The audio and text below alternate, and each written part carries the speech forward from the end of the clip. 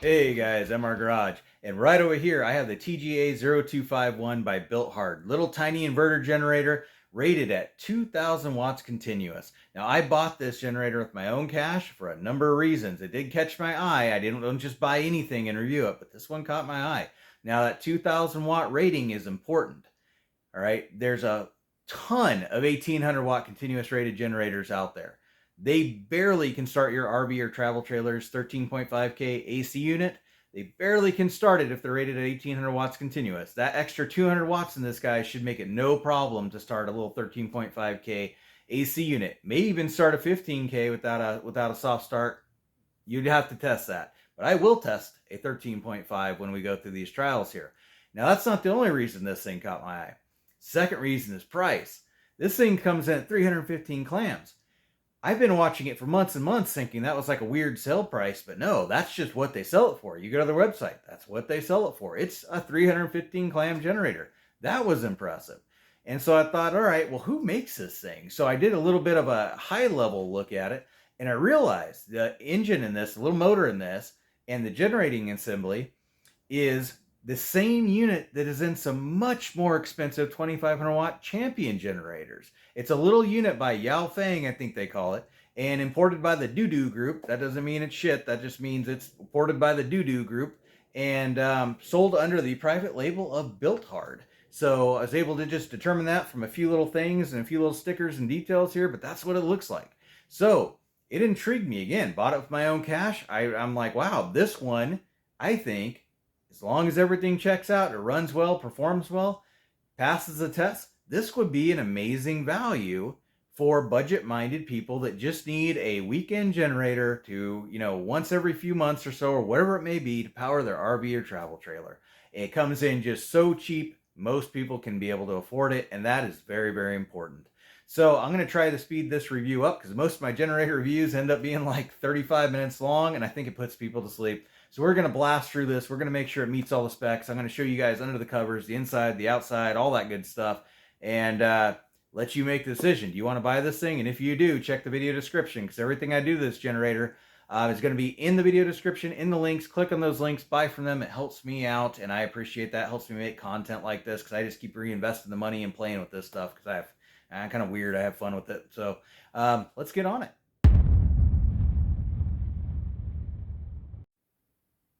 All right, guys, so Old Garage does not do unboxing videos, you know that. So there's the box that came in, well packed. There is the generator, and this is all it came with. We have an owner's manual, and we have a bright orange funnel. Do check the video description for a much better funnel and the parts I use in this video to better this little cheap generator. All right, so let's take a look around this really good looking little blue generator. Going to go over some of the labeling here. See, it's rated at 2,000 watts. Has a 1.37 gallon fuel tank. That is great for a little 2,000 watt generator. Weighs 42.8 pounds, right on the label. All kinds of danger and warning stickers of how this thing is going to kill you. We have a beautiful, huge service door. I love this.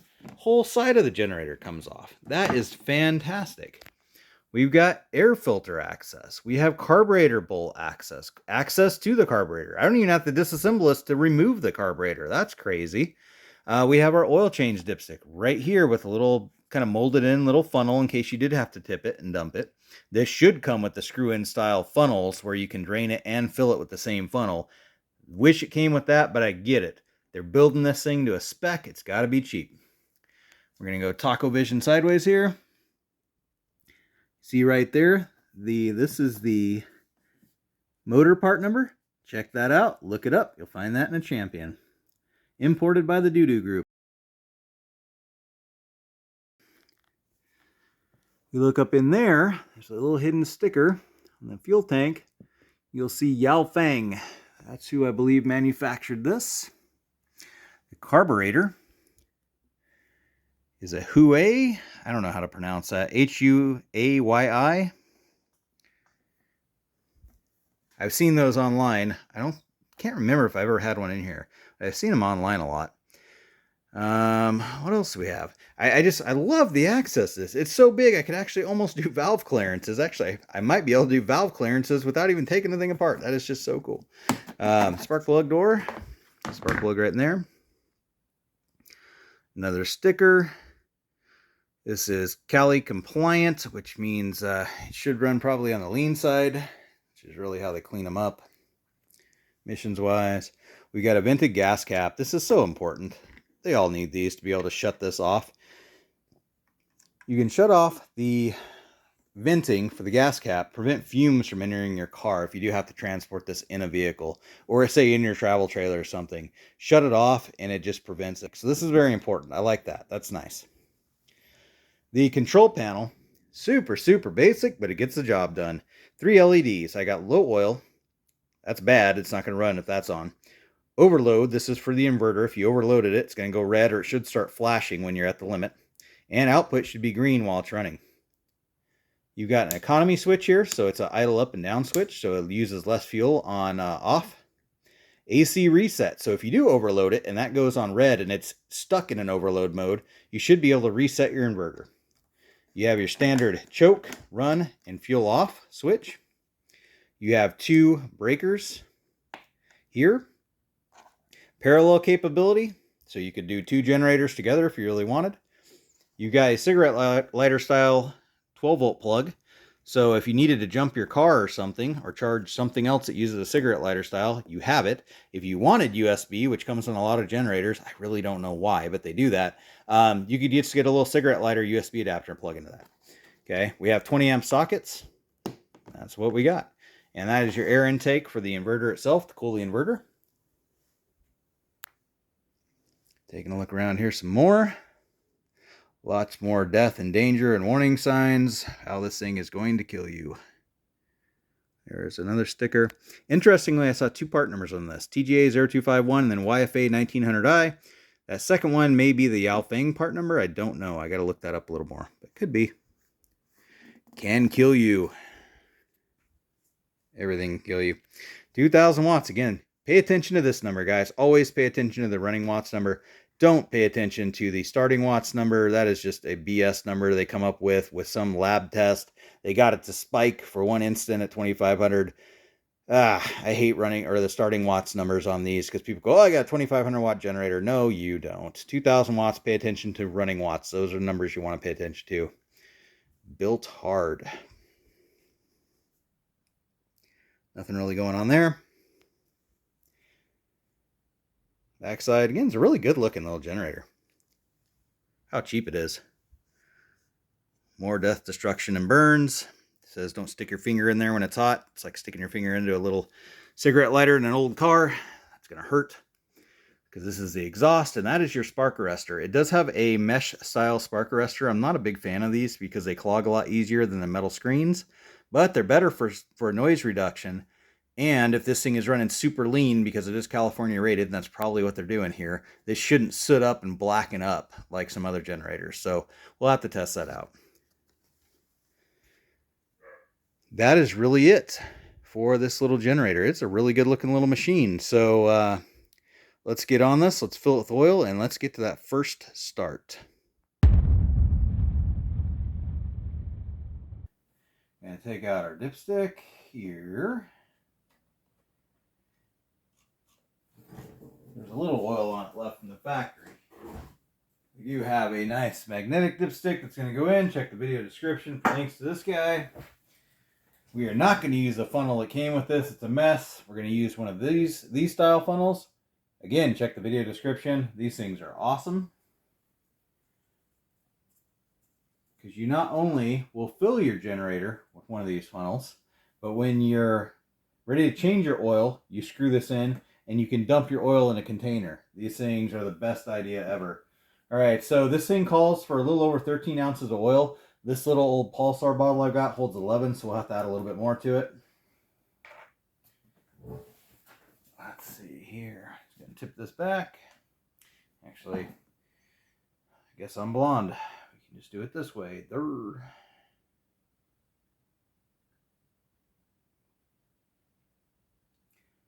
I'm dropping in some T6 1540. I usually wouldn't use this for break-in because break-in oil just gets run through really quick, but this is all I've got in the cabinet right now. You can go with just a 1030 conventional, be completely fine. If you're running at higher temps, do 1540 or 1040. If you're running it really cold weather, do like a 540, I would recommend. All right, now we're going to add just a little bit more. We're going to eyeball ounces.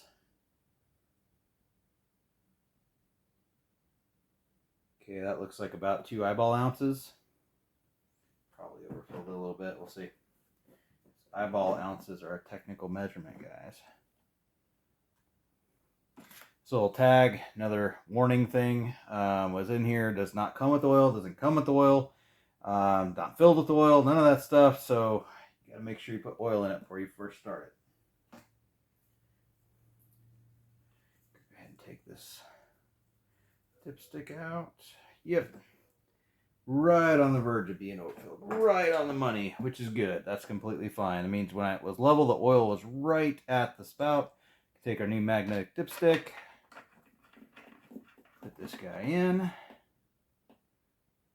Cool. Let me get this cover on, and we're going to hit the first start. All right, so we're going to do the first start in the shop today. Let's go ahead and get our gas tank open. First fill with fuel.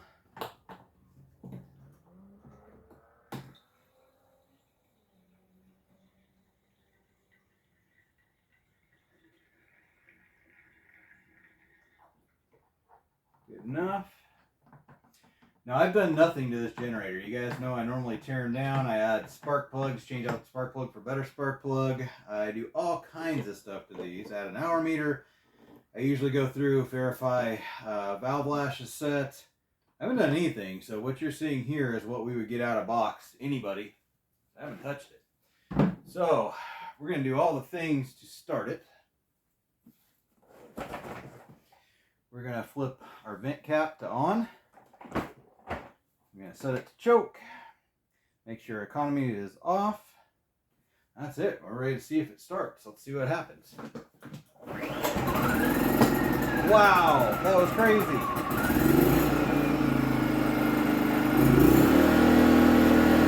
Output.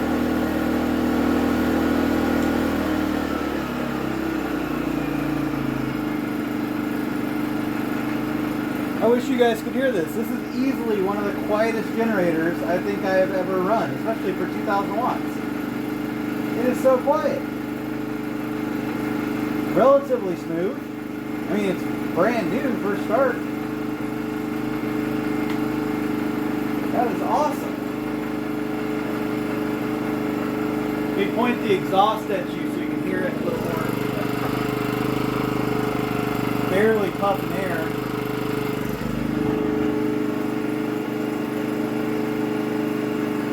That's great. I'm super happy with this first start.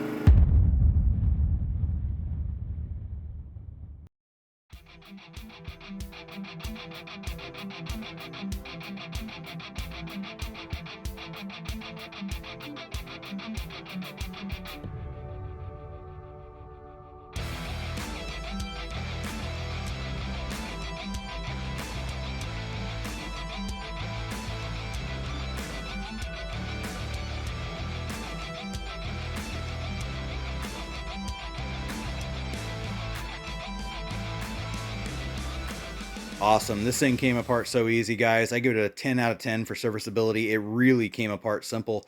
The whole top shell came off in one piece after I took the 6 bolts out of the bottom of it and a few Phillips, take off the exhaust cover and the front cover, lifted right out. Check this out. I was very, very surprised. Metal gas tank.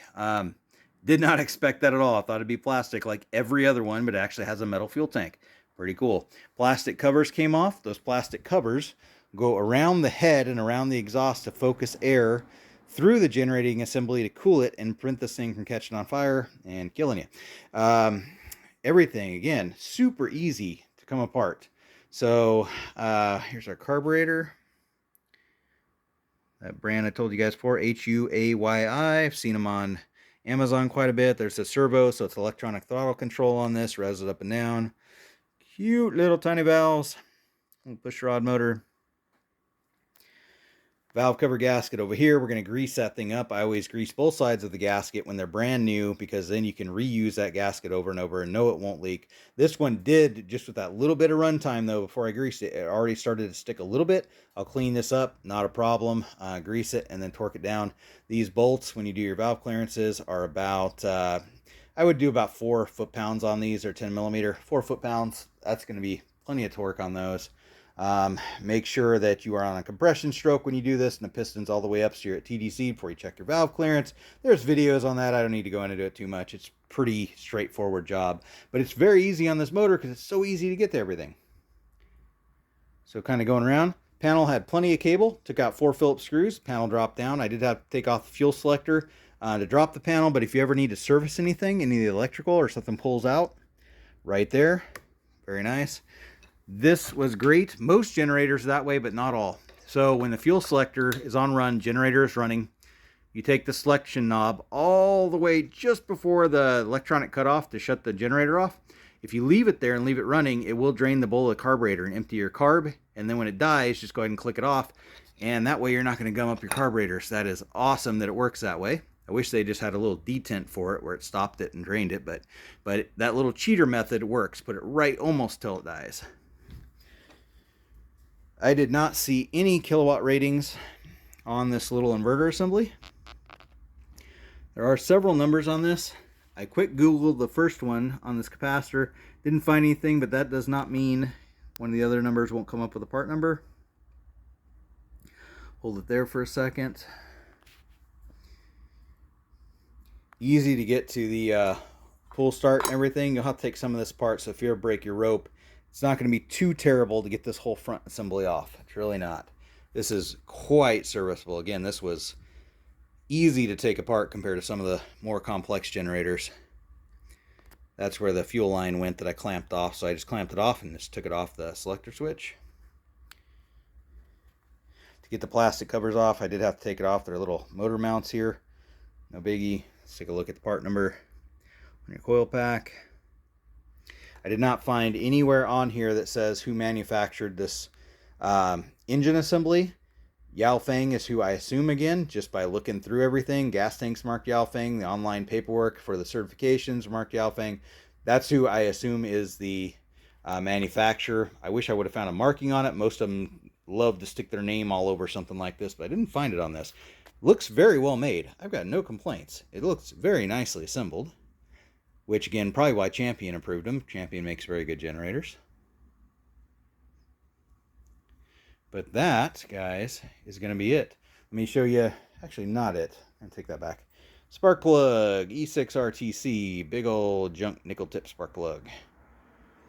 That really didn't get super hot like it looks with that blue color on there. I've seen these come right out of the package like that. That's just the way they come. But a junky nickel tip spark plug. We're going to be changing that out to an iridium plug. Check the video description for the part number for that. And I'll show it to you here. The correct crossover is going to be a BR6 HIX. That's your iridium plug. That's what I recommend. That will last the life of the generator. I'm also, let's come over to the bench. I love these, even though these are more expensive. These hard-lined hour meters, they're also a tachometer. I find that really handy to be able to see the engine's RPM. When it's running really well, I know the idle RPM, I know the max RPM, and if I ever have a problem, I can go to the tach and I can see, is the generator dying because it's a RPM issue, like it can't actually rev high enough, like is there something else going on? I like having a tach, so I do like this Hardline Products hour meter and tach combo. These things are bulletproof. I like that a lot. So I'm going to be putting one of those in, figure out where we're going to install it. That's pretty much it for the teardown, guys. I'm going to get this thing all back together. All right, so first oil change time. This thing is super hot, and as you know, when things are hot, they expand. So if I pull the dipstick right now, oil is probably just going to run out because we had it right on the full mark. So what we're going to do is we're just going to use this guy to tip it back for the moment. And this is really, really hot. Yep. All right, magnetic dipstick. Woo, hot, hot, hot. It's actually Looks really good.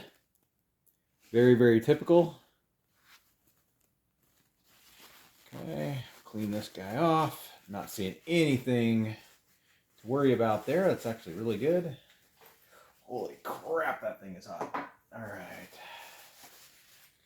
Now, I'm going to go ahead and take that funnel I told you guys to buy that didn't come with this generator. Links in the video description to this funnel. All right, so we're going to go ahead and take a little prop out of here. Let's dump it and let's see what we get.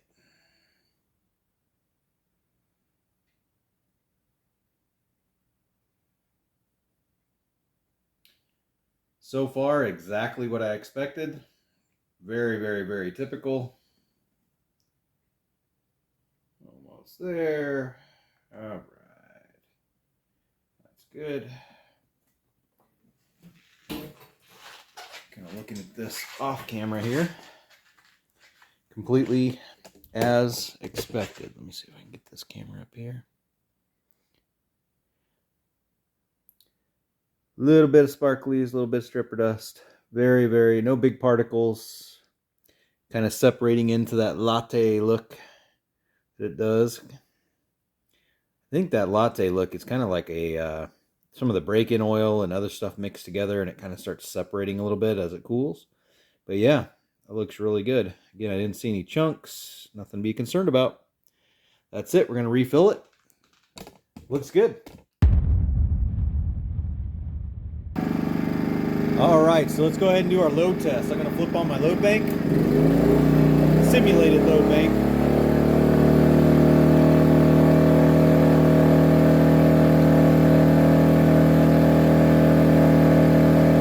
Got it right up to 1800 watts.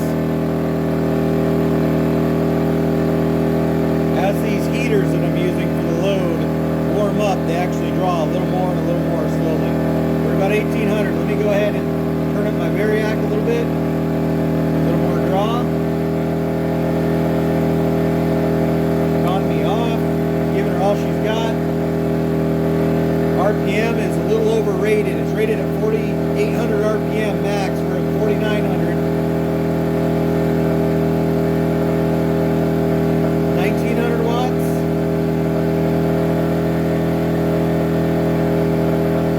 1939, 1940. Oh, we got an overload light. 1940 watts. Let's back this back off.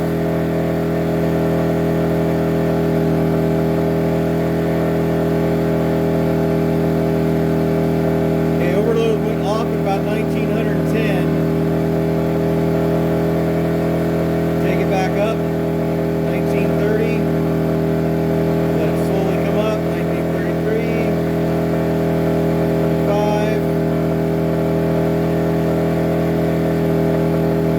1940.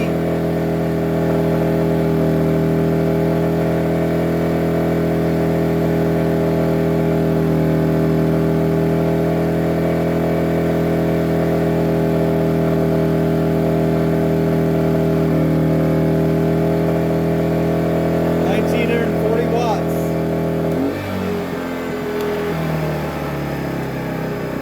Guys, that's why we test. So this is a 2000 watt generator, rated at 2000 watts continuous. Did not meet its specification. Only made it to, let's shut this off. Only made it to 1940 watts. Still a great value, but there's 60 watts in the table that it should produce. And anytime you rate a generator, it should produce over its rated power, in my opinion. This one didn't quite make it. Is what it is.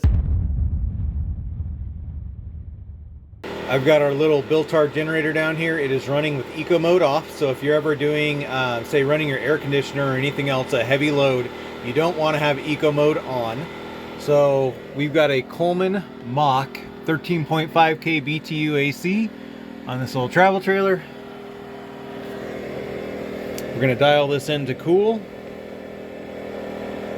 Oop, passed it. But let's watch the generator when this thing kicks on. Let's see if it surges at all, how bad it surges.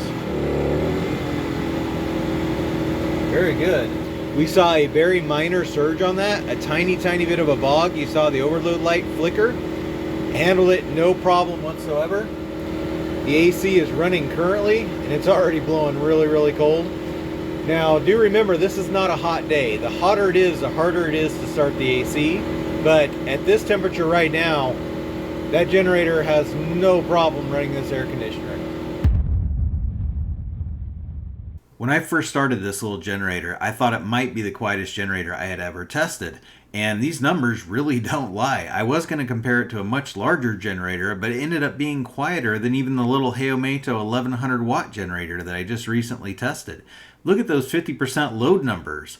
They're 5 dB quieter. I mean, that is absolutely amazing. And do remember, I test worst case on concrete. So if you're out, say at a campsite, and you have it on grass or pine needles, it's going to be even quieter. So yeah, this thing really passed the test when it comes to sound output.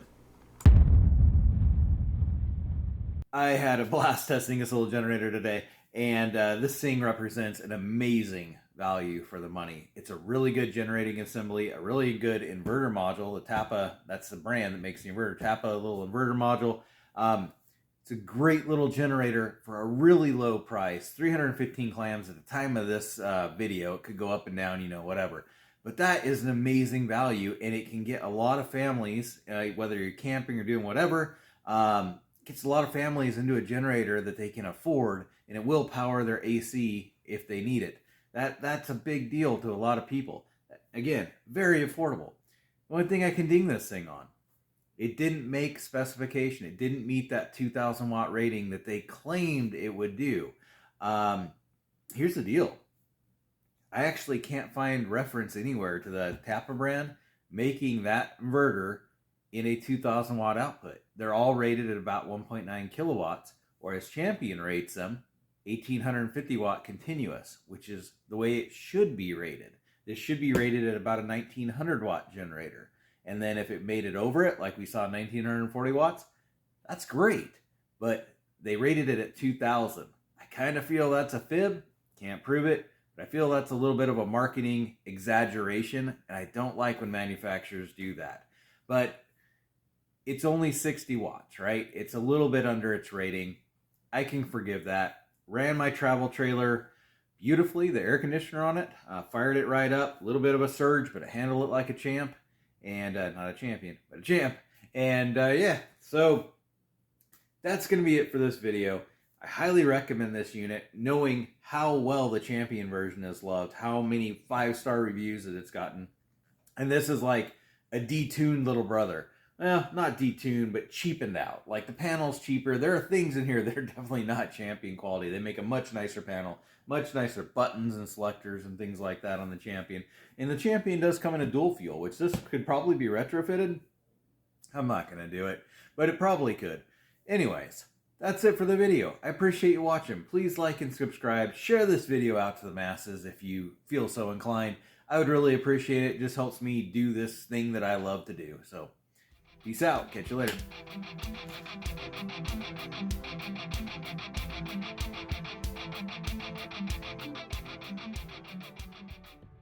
That Bilt Hard is kind of chunky compared to that 3,000 watt pulsar. It's a little bit bigger. Just saying.